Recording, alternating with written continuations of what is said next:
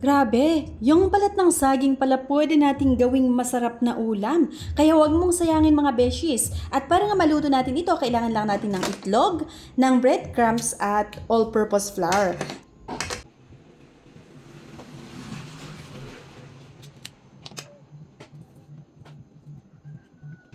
Tanggalin lang natin yung soft part at pagkatapos nga nito ay hati-hatiin lang natin yung balat ng banana. Depende sa inyo kung anong size ang gusto nyo pero tansyahin na lang din natin.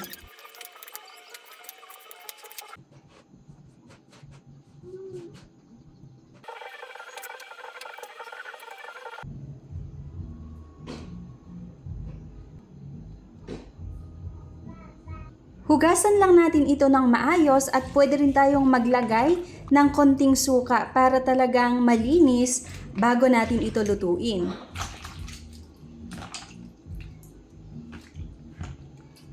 Pagkatapos nga nun, i-prepare na natin yung all-purpose flour, yung breadcrumbs at yung itlog.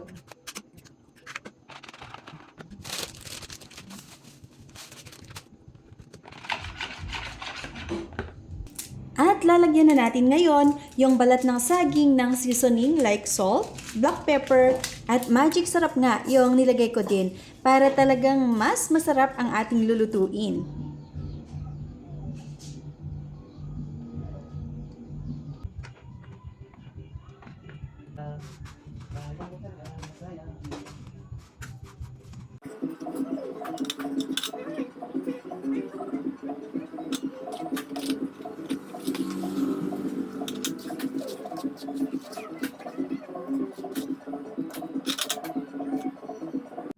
Ayan, so ready na nga ang ating lulutuin at for sure mapapawawa kayo kapag naluto ito. Kailangan nga lang natin maglagay ng mantika at tansyahin nyo na lang din ito.